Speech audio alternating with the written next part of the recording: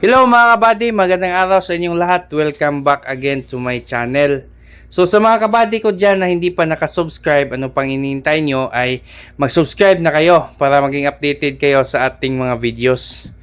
So sa video na to mga kabady ay yan, magtanim tayo ng palay. So ito na yung pinakahuling bahagi ng yugto ng ating rice farming mga kabady. So tingnan nyo yung taga-tanim natin. Ang bibilis nila mga kabady kasi ito na yung panghuling taniman natin dito mga kabady, no? So ang video na to mga kabady, ang title is ayan, ilang tao dapat ang magtanim sa isang hektarya. So ayan mga kabady, no?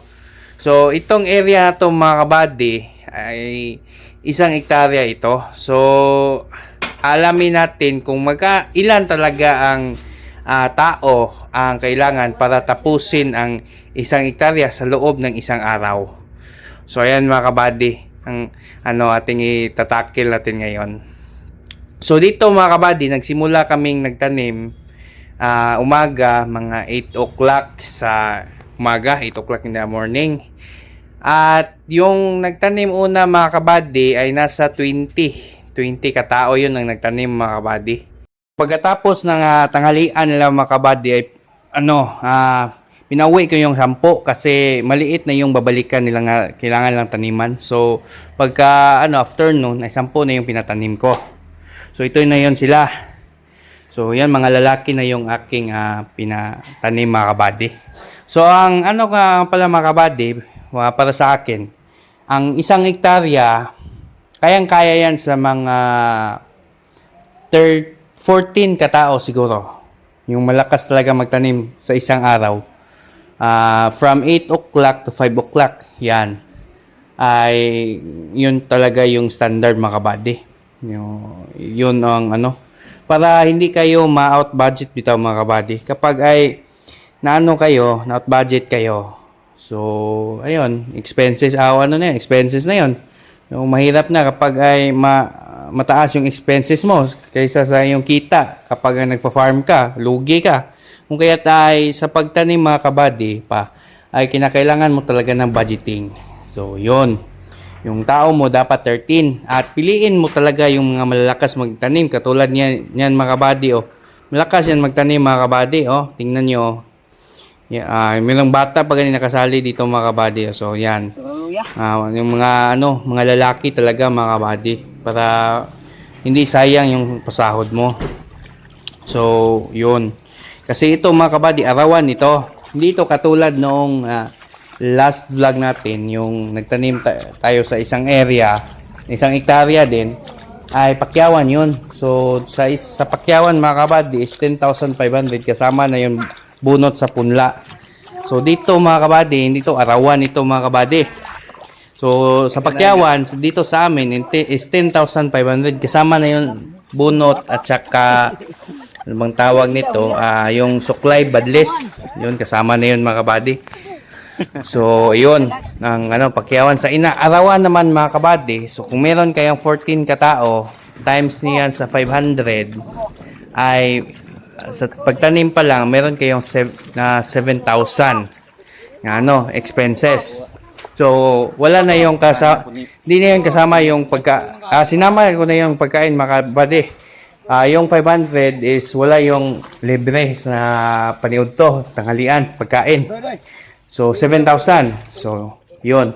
At yung remaining 3,000 sa tagabunot mga kabady. So, medyo yung pakyawan at arawan, medyo same lang dito sa akin, same. Pero ang kagandahan lang sa pakyawan mga kabady, hindi ka na ma-hassle. Kasi kapag arawan mga kabady, ay karaniwan talaga ay magsisitayuan. So, kapag hindi mo binantayan talaga mga kabady, ay yun, magsisitayuan yung iba. So, malangan, delay yung iyong trabaho. So, kinakailangan kapag ay arawan, nandyan talaga kayo nakamonitor para hindi sila palaging nakatayo. So, yun mga kabady na yung tips natin. So, dito rin sa amin mga kabady meron ding ibang paraan sa pagtatanim. Ang gamit yung rice transplanter. Yan yung moderno na ang gamit ay makinarya. So, merong ibang mga farmers dito na nag-adapt na sa bagong teknolohiya na ganun. Kasi sa isang hektarya yun mga kabady ay nasa lang siguro, sabi nila 5,000, 4,000 ang isang hektarya bayad. Na yung lahat, wala nang makinarya yung nagtatanim. So, makatipid ka talaga kabady. Kung meron kang 10 hektarya, 40,000, 50,000 lang yung gasto mo sa tanim. So, working less. Pero, ang hindi ko gusto sa rice transplanter mga kabady is, una, yung punla mo, 2 weeks pa lang. So, prone yun sa mga kuhol. Kung kaya't ay, kinakailangan mo talaga na, anuhan mo yun ng, para sa kuhol, yung molluside, para hindi siya kainin ng kuhol. At saka, yung kanyang medyo hilang. Hindi siya gaano, malapad, bang tawag nito, hilang. Basta mataas ang kanyang distansya sa isikapalay. Hindi siya yung kagaya nito. Pero meron din namang farmers dito na gumagamit sa amin. Sabi nila okay lang daw. The same lang ang kita. So hindi ko alam sa kanila, pero para sa akin ay mas maganda 'yon. Mas maganda itong ganito. At meron ding iba dito mga kabady is direct seeding. Yung direct seeding mga kabady, yung pupunla mo lang. Wala nang tanim-tanim pa. So magtipid talaga yon kasi 3 tao lang sahuran mo doon. Isabwag mo lang. Pero ang prone lang doon, yung binhi. So ang prone lang doon is ang kuhol talaga, number 1. At saka yung damo. At saka mga ibon. Yan. Manok. So yan talaga ang pinaka disadvantage ng direct seeding. Saka tubig din, kapag malakas yung ulan, maanod yung mga seedling mo kasi seedling pa yon, yung maliliit pa, yung mga puti pa yung naka-uslob na gamot. So yan ang disadvantage mga kabady. Dito sa amin mga kabady, yung meron talaga mga farmers na mga malaking area. Dito nga sa amin mayroong tag 30 hectares, 50 hectares, 60 hectares. Isang tao lang yung mga-ari doon. Ang karaniwan talagang ginagamit nila is ganito. At meron ding iba na nag-rice planter. Depende. Pero karaniwan is ganito pang kabady. Yung transplanted talaga. Tao talaga yung nagbunot at tao din yung nagtanim. So yan ang pamala namin dito. So sa pag-harvest ng mga kabady is okay naman. Same pa rin yung siguro ang paaka ng ang kita. Kita sacks per hectare.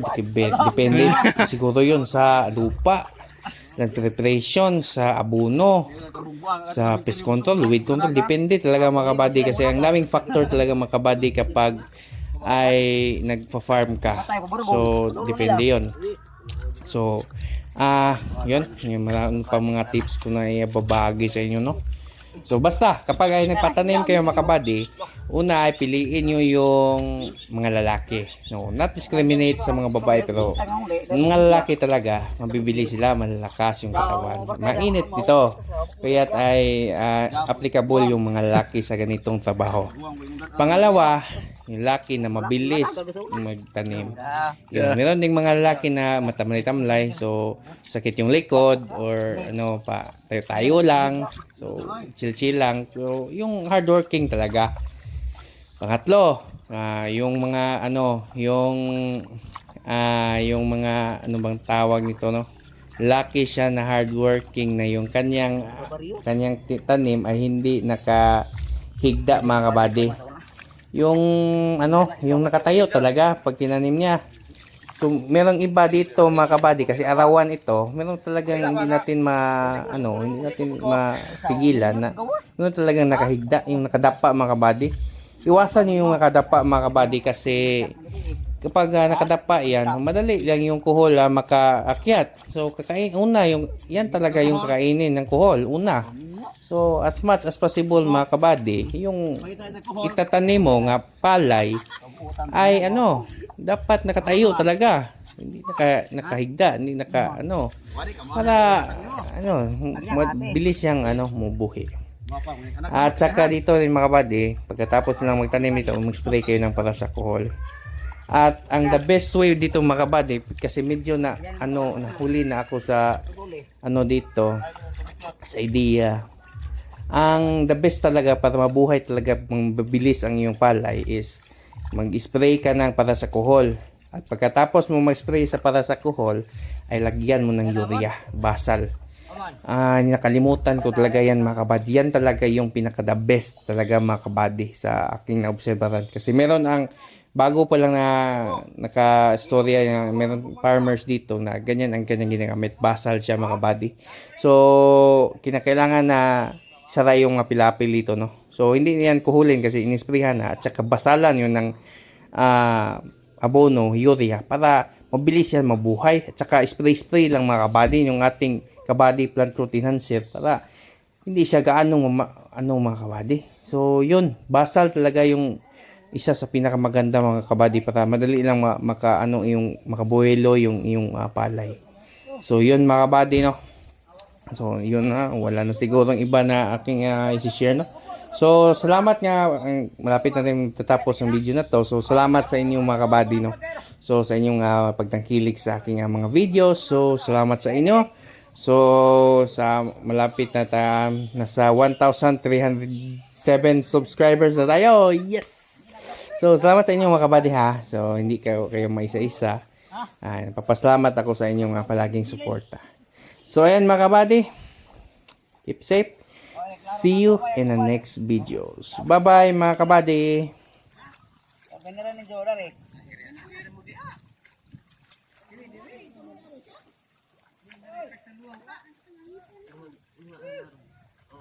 Reserva na son. Reserva na.